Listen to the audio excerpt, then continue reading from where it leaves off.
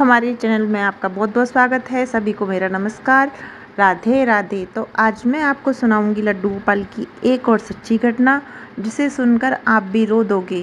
बहुत ही भावनात्मक घटना है आज की। यह घटना मीरा जी के बारे में है, जो रायपुर में रहती हैं। और यह घटना ज़्यादा पुरानी भी नहीं है।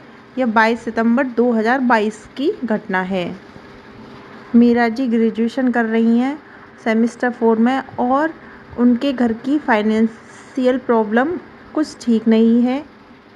उनके पिताजी जॉब करते हैं, जो कि कुछ टाइम से बहुत बीमार चल रहे हैं, जिसकी वजह से उनके घर में पैसे की बहुत दिक्कत हो गई है। और उनका भाई उनसे छोटा है, वह 12th में पढ़ता है। उनकी मम्मी को सिलाई का काम आता है। उनकी मम्मी घर पर ही सिलाई का काम थोड़ा बहुत कुछ कर लेती हैं। अब उनका और उनके भाई की पढ़ाई का खर्चा चलना बहुत मुश्किल हो रहा है। इसलिए रिया जी ने सोचा कि मेरी पढ़ाई के साथ मैं कुछ ट्यूशन भी कर लूँ तो शायद मेरी पढ़ाई का कुछ खर्चा निकल आएगा।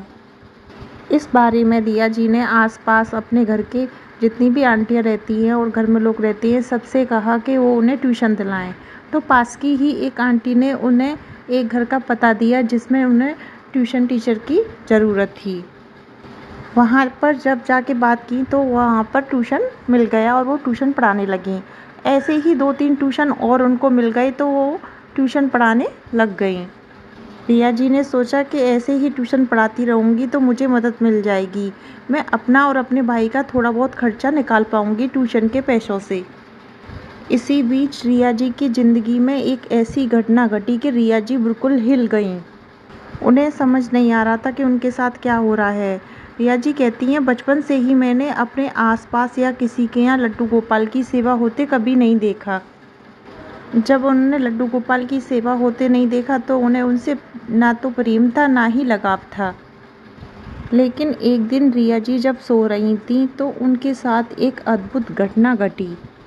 वह अपने सपने में देखती हैं एक 6 साल का बच्चा सांवला सा, सर पे मोरपंख लगा हुआ था, हाथ में बांसुरी लिए रिया जी को चुपचाप देख रहा था। लेकिन वो सांवला था लेकिन बहुत ही सुंदर था।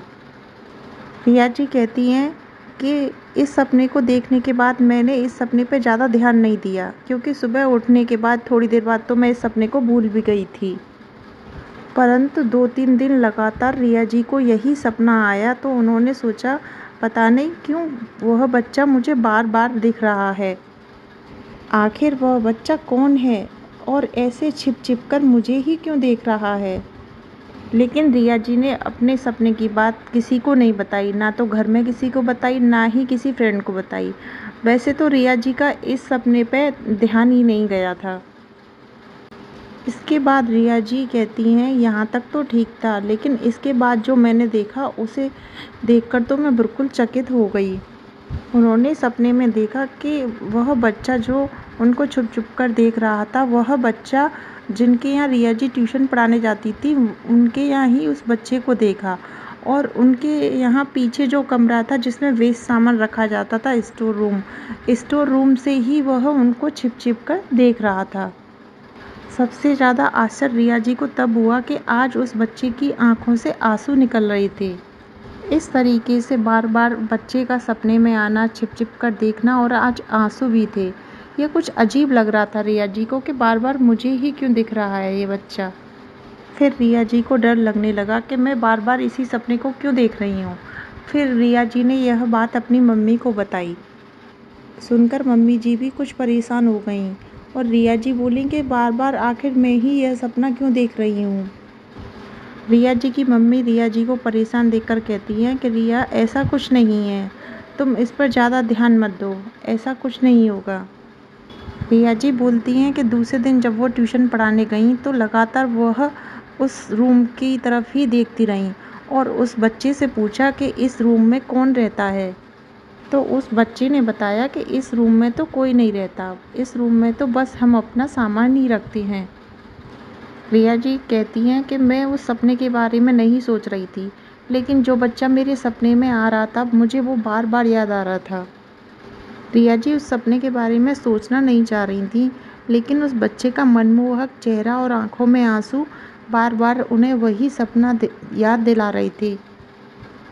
रिया जी काफ़ी बेचैन हो जाती हैं और फिर जब वो अपने घर चली जाती हैं, रात को सोती हैं।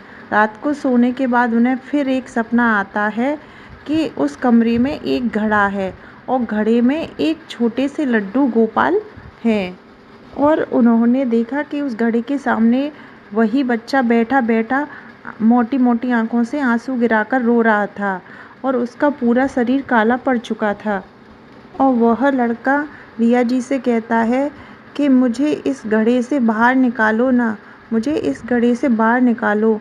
मैं 12 साल से बंद हूँ, मैंने 12 साल से कुछ नहीं खाया, बहुत भूखा हूँ, मुझे इस घड़े से बाहर निकालो। मुझे इस घड़े में सांस नहीं ली जा रही, मेरा दम घुट रहा है, मुझे बहुत तकलीफ़ हो रही है और बहुत भूख भी लगी है, तो मुझे इस घड़े से बाहर निकालो। सपना देखते देखते रिया जी एकदम चौंक कर उठ जाती हैं और बैठ जाती हैं और बैठने के बाद वो बहुत ज़ोर ज़ोर से रोने लगती हैं। उनके साथ उनकी मम्मी भी उठ जाती हैं और बोलती हैं, रिया रो क्यों रही है, क्या तूने कोई डरावना सपना देख लिया? फिर रिया जी अपनी मम्मी को सारे सपने की बात बताती हैं। रिया जी की बात सुनकर उनकी मम्मी भी बहुत परेशान हो जाती हैं और दोनों मिलकर सोचने लगती हैं, आखिर ये क्या हो रहा है। रिया जी अपनी मम्मी से कहती हैं, मैंने जिस बच्चे को देखा था उसकी पोशाक और उसकी वेशभूषा मुझे स्वयं साक्षात श्री कृष्ण जैसी लगती है, वो कान्हा जी हैं। और वह लड्डू गोपाल घड़े में अंदर बंद मुझे क्यों दिखाई दे रहे हैं? मैं तो कभी लड्डू गोपाल को सेवा करते हुए किसी को देखा भी नहीं, ना मेरे मन में ऐसी चाह थी कि मैं लड्डू गोपाल की सेवा करूं। फिर वो लड्डू गोपाल का ऐसे दिखना मुझे बहुत व्याकुल कर रहा है। इस पर रिया जी की मम्मी रिया जी से कहती हैं कि सबसे पहले तो हमें उनके घर जाके पता करना है, क्या सच में कोई लड्डू गोपाल उनके घर में हैं जिनकी सेवा नहीं होती, पूजा नहीं होती? क्या वो तुम्हारे हाथ से सेवा लेना चाहते हैं? फिर रिया जी और रिया जी की मम्मी सोचने लगी कि इस बारे में हम उनसे कैसे बात करें, कैसे उनसे पूछें, कहीं वह इस बात का मतलब गलत ना निकाल लें। फिर भी रिया जी ने और रिया जी की मम्मी ने निश्चय किया कि कल हम दोनों जाएंगे और इस बारे में उनसे बात करेंगे। रिया जी कहती हैं कि इस सपने को देखने के बाद मैं पूरी रात सो नहीं पाई। रिया जी पूरी रात उस लड्डू गोपाल के बारे में ही सोचती रहीं। पता नहीं उनको क्यों लग रहा था कि इन लड्डू गोपाल से मैं जन्म जन्म से जुड़ी हुई हूँ। बार बार उन्हें यह व्याकुल कर रहा था कि उनकी आंखों से आंसू और लड्डू गोपाल सच में वहाँ होंगे। अगले दिन सुबह जब रिया जी उठी तो अपनी मम्मी के साथ उस स्टूडेंट के घर गईं। रिया जी की मम्मी उनसे पूछती हैं, क्या आपके घर में लड्डू गोपाल की सेवा होती है? रिया जी के मम्मी के सवाल से ना जाने क्यों वह चौंक जाती हैं। वह रिया जी की मम्मी से पूछती हैं, आप ऐसा क्यों पूछ रही हैं? तो रिया जी की मम्मी कहती हैं, बस ऐसे ही पूछ लिया। बस हम लड्डू गोपाल को अपने घर लाना चाहते हैं, तो हमने सोचा किसी ऐसे से जानकारी ले लें जिनके यहाँ लड्डू गोपाल की सेवा होती हो और उन्हें सब कुछ पता हो, इसलिए मैंने आपसे पूछ लिया। तो वह रिया जी की मम्मी से कहती हैं कि नहीं, मेरे घर लड्डू गोपाल की सेवा नहीं होती, लेकिन आप पूछ रही हैं तो आपको बता दूं, बहुत साल पहले जब मेरी सास थी तब मेरे घर पर लड्डू गोपाल की सेवा होती थी। पर जब लड्डू गोपाल हमारे घर थे तब हमारे यहाँ इतनी अनहोनी हुई, पहले मेरी सास का चले जाना, फिर मेरे पति की डेथ हो जाना, और इन सब बातों से मैं बहुत ही टूट चुकी थी। इसलिए मेरा भगवान पे से अब भरोसा उठ चुका है, इसलिए अब मैं पूजा पाठ बिल्कुल भी नहीं करती हूँ। रिया जी की उनकी बात सुनकर मन में उथल-पुथल होने लगी, तो उन्होंने उनसे पूछा, जिस लड्डू गोपाल की आपके यहाँ पूजा होती थी वह लड्डू गोपाल अब कहाँ हैं? तब वह कहती हैं कि मैंने अपने लड्डू गोपाल को बंद कर कर रखा है, जब उनकी सेवा ही नहीं कर सकते तो उन्हें बाहर रखकर मैं क्या करूँगी। उनकी बातें सुनकर रिया जी और रिया जी की मम्मी एक दूसरे को देखने लगती हैं। देखने के बाद वह उनसे पूछती हैं कि कहाँ हैं आपके लड्डू गोपाल, कहाँ हैं, क्या मैं उन्हें देख सकती हूँ? तो वह कहती हैं, नहीं, हम लड्डू गोपाल को बाहर नहीं निकालते, क्योंकि वो बहुत साल से बंद पड़े हैं। उनकी बातें सुनकर रिया जी की आंखों से आंसू आने लगती हैं। तो वह रिया जी से कहती हैं, अरे आप रो क्यों रही हो? तब मेरी मम्मी उनको सारी सपने की सच बात बताती हैं कि उनके सपने में ऐसे ऐसे लड्डू गोपाल ने कहा है। तो उनकी बात सुनकर वह बहुत चकित हो जाती हैं और वह कहती हैं, ऐसा कैसे हो सकता है? आपको कैसे पता कि मेरे लड्डू गोपाल कहाँ बंद हैं और मेरे लड्डू गोपाल आपके ही सपने में क्यों आएंगे? तब रिया जी की मम्मी कहती हैं कि अगर आप लड्डू गोपाल की सेवा नहीं कर सकती, आप उन लड्डू गोपाल तकलीफ़ में हैं और बार बार मेरी बेटी के सपने में आ रहे हैं, तो आप अपने लड्डू गोपाल मुझे दे दीजिए, मैं सेवा करूँगी। मैं और मेरी बेटी उनकी बहुत अच्छे से सेवा पूजा करेंगे। वैसे भी आपके यहाँ इतने सालों से लड्डू गोपाल बंद रखे हुए हैं। पहले तो वह मना कर देती हैं कि चाहे मैंने लड्डू गोपाल को बंद करके ही क्यों ना रखा हो, लेकिन हम आपको अपने लड्डू गोपाल नहीं दे सकते।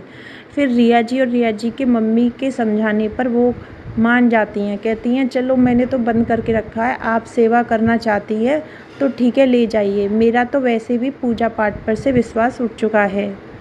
फिर रिया जी अपनी मम्मी के साथ उस रूम में जाती हैं। उन्होंने उस घड़े में से लड्डू गोपाल को निकाला और देखा कि लड्डू गोपाल पूरे कपड़े में बंधे हुए थे। उन्होंने लड्डू गोपाल से कपड़ा हटाया तो देखा लड्डू गोपाल पूरे काले पड़ चुके हैं। रिया जी कहती हैं कि मैंने ना लड्डू गोपाल की सेवा की है, ना मेरा ही मन था कि मैं लड्डू गोपाल की सेवा करूं, लेकिन आपके इन लड्डू गोपाल को देखकर मुझे पता नहीं क्यों लगता है कि इनसे मेरा जन्म जन्म का रिश्ता है और इनके लिए मेरे मन में इतना प्रेम सद्भाव कहाँ से आया, ये भी मुझे नहीं पता। उन्हें देखकर रिया जी को लगता है कि एक ही पल में कोई अपना जो बहुत दूर जा चुका था, वह वापस आ चुका है। उसके बाद रिया जी अपनी मम्मी के साथ लड्डू गोपाल को लेकर घर आ जाती हैं। चरणामृत से स्नान कराकर उनने उनकी पूजा सेवा कर उन्हें मंदिर में बिठा लिया। इस घटना के बारे में रिया जी ने कुछ रिश्तेदारों और कुछ पड़ोसियों को बताया, तो उन लोगों ने कहा हो सकता है ये लड्डू गोपाल आपके लिए भी अच्छे ना रहें। उनके घर में लड्डू गोपाल के होते एक के बाद एक दुर्घटना घटी, फिर भी ऐसे लड्डू गोपाल को तुम लोग अपने घर ले आए। ये तुम दोनों ने ठीक नहीं किया। अगर लड्डू गोपाल की सेवा ही लेनी थी तो मार्केट से लड्डू गोपाल ले आती, इस तरीके से लाने की क्या ज़रूरत थी? इन सब बातों को सुनकर रिया जी परेशान होती हैं और अपनी दीदी से पूछती हैं, दीदी आप बताइए, क्या हमने लड्डू गोपाल को घर लाकर कोई गलती की है? तब उनकी दीदी कहती हैं कि आपने लड्डू गोपाल को घर पे लाकर कोई गलती नहीं करी, वो तो आपके घर स्वयं आना चाहते थे। किसी भक्त के लिए ये बहुत बड़ी बात है कि सपने में ही सही, लेकिन भगवान के साक्षात दर्शन होना। लड्डू गोपाल स्वयं रिया जी के सपने में आकर कहते हैं कि मुझे यहाँ से निकालो, मुझे यहाँ से ले चलो, और आप उन लड्डू गोपाल को अपने साथ ले आईं। ये आपने बहुत अच्छा किया।